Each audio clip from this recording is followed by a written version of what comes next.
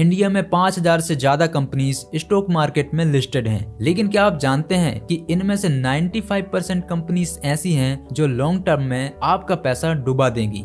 सिर्फ 1% कंपनीज ऐसी होती हैं जो डायमंड होती हैं, जो हर साल हर मौसम में, चाहे रिसेशन हो, वॉर हो या कोविड हो, ये पैसा बनाती रहती हैं। अब सवाल ये है, इन 5000 के कचरे के ढेर में से वो डायमंड ढूंढे कैसे? इसके लिए मैंने सौरभ मुखर्जी की फेमस कॉफी कैन फिल्टर को यूज करके पूरे मार्केट को स्कैन किया और ये 5 कंपनीज ढूंढी जिसने ये दोनों फिल्टर पास किए। फिल्टर 1, रेवेन्यू ग्रोथ, यानी कि धंधा बढ़ना चाहिए। कंपनी की सेल पिछले 10 साल से हर साल कम से कम 10% की रफ्तार से बढ़ना चाहिए। इसका मतलब है कि कंपनी का प्रोडक्ट लोगों की जरूरत है, चाहे रिसेशन आए चाहे वॉर हो, लोग वो प्रोडक्ट खरीद रहे हैं। Filter 2, ROCE, return of capital employed. अगर मैं आपको 100 रुपए दूं धंधा करने के लिए, तो साल के एंड में आप उस 100 रुपए पर कितना प्रॉफिट कमा कर लाते हो? अगर आप 15 रुपए लाते हो तो आपका ROCE होगा 15%। कॉफी कैन इन्वेस्टिंग के लिए कंपनी का ROCE पिछले 10 सालों से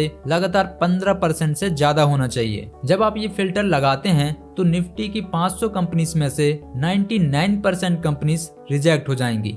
ये वो कंपनीज हैं जहां आपको एक्टिव नहीं आलसी बनना है, खरीदना है और 10 साल के लिए भूल जाना है। लेकिन इनका नाम जानने से पहले एक चीज याद रखिए, ये वीडियो कोई स्टॉक टिप नहीं है, ये एक साइंटिफिक स्टडी है। हम देखेंगे कि आखिर इन कंपनियों में ऐसा क्या खास है जो बाकी दूसरी कंपनियों में नहीं है। Company 1, the paint king. हमारी लिस्ट की पहली कंपनी वो है जिसके डिब्बे आपको इंडिया के हर छोटे घर में मिल जाएंगे। पिछले 40 साल से ये कंपनी मार्केट लीडर है। इनका मार्केट शेयर 50% से भी ज्यादा है। मतलब कि अगर 100 लोग मार्केट में पैंट खरीदने जाते हैं तो उसमें से 50 लोग सिर्फ इस कंपनी का पैंट खरीदेंगे। अगर किसी ने 1990 में इस कंपनी में सिर्फ 10,000 लगाए होते तो आज वो 92 लाख रुपए से ज्यादा होते, लगभग 1 करोड़ रुपए। मैं बात कर रहा हूँ एशियन पेंट की। लेकिन रुकिए, अगर आप ये सोच रहे हैं कि ये तो बोरिंग पेंट कंपनी है तो आप गलत हैं। एशियन पेंट्स असल में एक टेक्नोलॉजी कंपनी है जो पेंट बेचने का नाटक करती है। इनका डाटा नेटवर्क इतना स्ट्रॉन्ग है कि इंडिया के किसी छोटे गांव के दुकानदार को पता भी नहीं होता कि कल कौन सा रंग बिकेगा, लेकिन एशियन पेंट्स के हेडक्वार्टर में उन्हें पहले से ही पता होता है। 1970 से उन्होंने डाटा कलेक्ट करना शुरू किया था। उन्होंने देखा कि दिवाली से पहले नॉर्थ इंडिया में रेड बिकता है और पोंगल पर साउथ में येलो। उन्होंने हर डीलर और हर एरिया का डाटा रिकॉर्ड किया। आज एशियन पेंट्स के पास 50 साल का डाटा है और 70,000 से ज्यादा डीलर्स का नेटवर्क है और वो उन्हें डायरेक्टली सप्लाई करते हैं। इस नेटवर्क को तोड़ना नई कंपनी के लिए अब ऑलमोस्ट नामुमकिन है, इसलिए मार्केट 50% से नीचे आता ही नहीं। इसका जो सेकंड कॉम्पिटिटर है बर्जर पेंट्स, एशियन पेंट उससे 4 गुना बड़ा है। इसे कहते हैं मोनोपोली बिजनेस, यानी कि दबदबा। अगर हम इसका बिजनेस डाटा देखें तो ROCE पिछले 10 सालों से एवरेज 30% के आसपास रहा है। याद है ना, हमें 15% चाहिए था, ये उससे डबल है। और रेवेन्यू ग्रोथ पिछले 10 सालों से सेल्स लगातार 10 से 12% CAGR से बढ़ी है। लेकिन दोस्तों, पिक्चर हमेशा अच्छी नहीं होती। अभी एशियन पेंट्स के सामने एक बड़ी चुनौती है। आदित्य बिरला ग्रुप ने बिरला ऑप्स के नाम से एक पेंट मार्केट में एंट्री ली है और वो हजारों करोड़ों रुपए खर्च कर रहे हैं। इसलिए पिछले कुछ समय में एशियन पेंट का शेयर प्राइस थोड़ा स्लो हुआ है और गिरा भी है।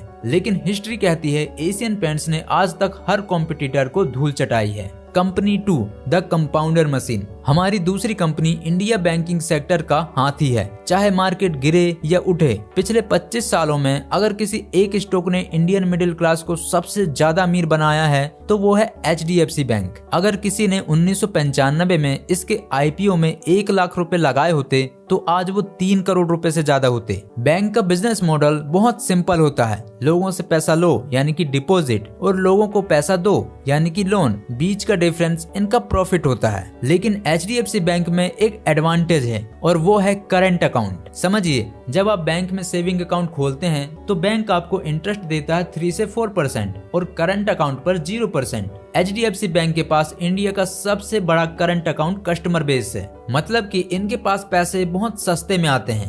क्योंकि इनका पैसा सस्ता है, ये किसी कॉर्पोरेट को कम रेट पर भी लोन देकर अच्छा प्रॉफिट कमा लेते हैं। कॉम्पिटिटर्स वो रेट मैच कर ही नहीं पाते बिना लॉस खाए। और जब 2008 का क्रैश आया, जब 2013 में इंफ्रा क्राइसिस आया, जब विजय माल्या और नीरव मोदी कांड हुए, HDFC बैंक का नाम किसी भी बड़े स्कैम में नहीं आया। क्यों? क्योंकि इनके लेजेंडरी लीडर आदित्य पुरी का रूल था, हम उस चीज में पैसा नहीं लगाएंगे जो हमें समझ नहीं आती। उन्होंने इंफ्रास्ट्रक्चर और बड़े बड़े रिस्की प्रोजेक्ट्स को नो बोला और सेफ रिटेल लोन्स जैसे पर्सनल लोन और कार लोन पर फोकस किया। बैंकिंग में लोन देना आसान है, वापस लेना मुश्किल। इसे कहते हैं NPA, non performing asset. HDFC bank का एनपीए हमेशा इंडस्ट्री में सबसे कम रहा है, इसलिए कॉफी कैन इन्वेस्टिंग में ये फिट बैठता है, क्योंकि ये बैंक बर्बाद नहीं होगा, ये सेफ है। एचडीएफसी बैंक का ट्रैक रिकॉर्ड देखिए, पिछले 20 से 25 सालों में हर साल इनका प्रॉफिट अप्रोक्स 20% से बढ़ता है, चाहे इकोनॉमी अच्छी हो या बुरी, नोटबंदी हो या कोविड। अब बात करते हैं करंट सिचुएशन की। स्टॉक रुका हुआ है क्योंकि अभी एचडीएफसी लिमिटेड, इनकी पेरेंट कंपनी, इसमें मर्ज हुई है। बैंक का साइज डबल हो गया है। फिलहाल बैंक को थोड़ा टाइम लग रहा है। Company 3, the trust factory.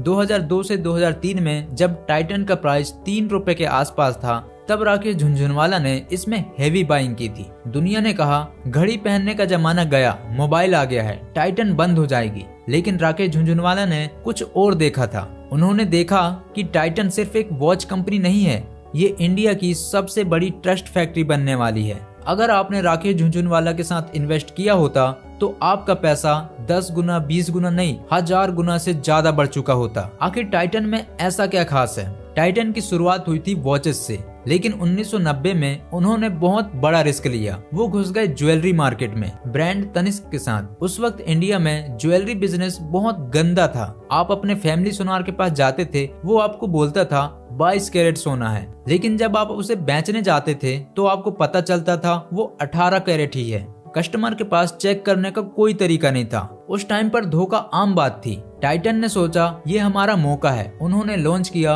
The carat metre. ये एक मशीन थी जो सेकंड्स में बता देती थी कि सोना शुद्ध है या नहीं। तनिष्क ने लोगों को चैलेंज किया, आप अपने सोनार का सोना लाओ और हमारे कैरेट मीटर पर चेक करो। लोग आए, चेक किया और हैरान रह गए। उनके सुनार ने उन्हें ठगा था। बस वही मोमेंट था जब इंडिया का ट्रस्ट लोकल सुनार से शिफ्ट होकर तनिष्क यानी कि टाटा पर आ गया। टाइटन ने एक प्रोडक्ट नहीं बेचा, उन्होंने भरोसा बेचा। इंडिया में सोना खरीदना कल्चर है, शादी बिना गोल्ड के नहीं होती। ये मार्केट लाखों करोड़ों का है, लेकिन आज भी इसका बड़ा हिस्सा अप्रोक्स 60 से 70% लोकल दुकानदारों के पास है। लेकिन अब धीरे धीरे लोग लोकल शॉप से ब्रांडेड शॉप्स लाइक तनिष्क इनकी तरफ शिफ्ट हो रहे हैं, क्योंकि पहला प्योरिटी गारंटी, टाटा का नाम है। दूसरा डिजाइन, लोकल सुनार के पास लिमिटेड डिजाइन है, तनिष्क के पास पूरी डिजाइनिंग टीम है। तीसरा एक्सचेंज वैल्यू, पूरा पैसा वापस मिलने की गारंटी। जितना ज्यादा इंडिया मॉडर्नाइज होगा उतना ज्यादा लोग तनिष्क की तरफ भागेंगे। ये ट्रेंड अगले 10 से 20 साल तक चलने वाला है, इसलिए टाइटन कॉफी कैन पोर्टफोलियो में फिट बैठता है। अगर हम इनका बिजनेस डाटा देखें तो टाइटन का ज्वेलरी बिजनेस, जो अब 85% से ज्यादा रेवेन्यू लाता है, पिछले 15 सालों से कंसिस्टेंट डबल डिजिट ग्रोथ दिखा रहा है। इसलिए इनका आरओसी 20 से 25% के आसपास रहता है, जो कि शानदार है। Company 3, the glue of India. हमारी चौथी कंपनी वो है जिसके बिना इंडिया में कोई फर्नीचर नहीं बनता।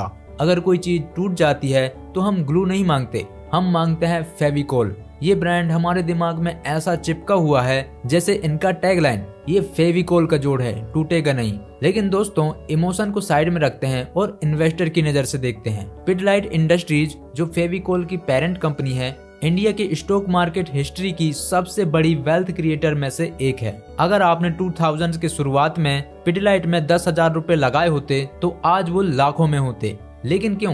क्या ग्लू बेचना इतना प्रॉफिटेबल बिजनेस है? हाँ, क्योंकि इन्होंने मार्केट के हर कोने पे अपना कब्जा किया हुआ है।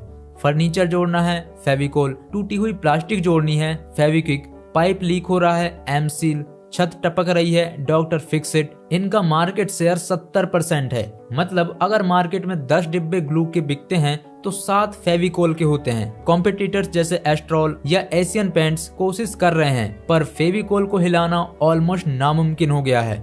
इनका बिजनेस स्टाइल सिंपल है, इसलिए हम सीधा बिजनेस डाटा देखते हैं। रेवेन्यू ग्रोथ पिछले 10 से 12 सालों में पिडिलाइट इंडस्ट्री ने 10 से 15% की सेल्स ग्रोथ दिखाई है और पिडिलाइट का आरओसी हमेशा 25% से 40% के बीच रहता है। इसका मतलब ये कंपनी धंधे में 100 रुपए लगाती है और 30 से 40 रुपए प्रॉफिट कमा लेती है। अगर हम इसका रिस्क देखें तो पिडिलाइट के लिए कच्चा तेल सबसे बड़ा रॉ मटेरियल है। जब कच्चे तेल के दाम बढ़ते हैं तो इनका प्रॉफिट थोड़ा कम हो जाता है। Company fifth, the daily habit. Stock market में दो तरह की कंपनीज होती हैं। एक वो जिनके प्रोडक्ट्स हम शौक से खरीदते हैं जैसे कार, एसी, ज्वेलरी।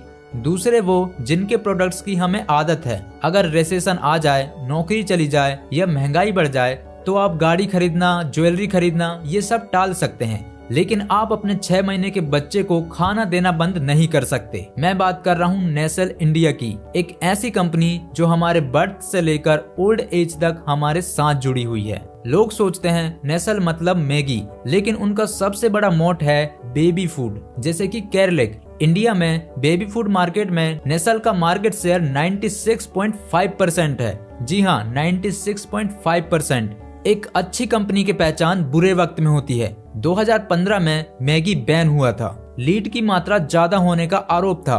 रातों रात नेस्ले का 30% रेवेन्यू गायब हो गया। लेकिन कॉफी कैन इन्वेस्टर ने क्या किया? होल्ड किया। क्यों? क्योंकि उन्हें पता था कि मैगी का टेस्ट लोगों की जुबान पर चिपका हुआ है। पतंजलि या यिप्पी उसे रिप्लेस नहीं कर पाएंगे। और वही हुआ। नेस्ले ने वापस एंट्री मार ली और आज उनका मार्केट शेयर वापस 60% है और शेयर मार्केट में ऑल टाइम हाई पर है। अगर हम बिजनेस डाटा देखें तो नेस्ले का आरओसी सुनकर आप हिल जाएंगे।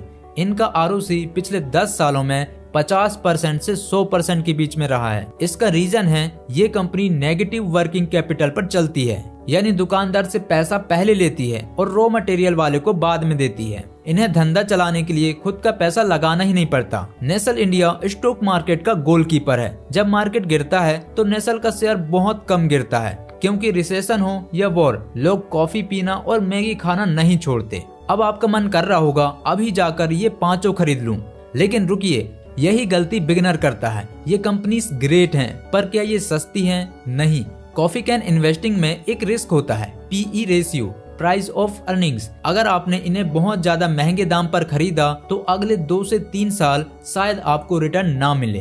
तो इसका सॉल्यूशन क्या है? या तो आप मार्केट गिरने का वेट करें या फिर एसआईपी करें ताकि प्राइस एवरेज हो जाए। इन 5 कंपनीज में से आपके पोर्टफोलियो में कौन सा है, मुझे कमेंट करके जरूर बताना। मैं मिलूंगा अगली वीडियो में एक और डीप कॉन्सेप्ट के साथ। जय हिंद।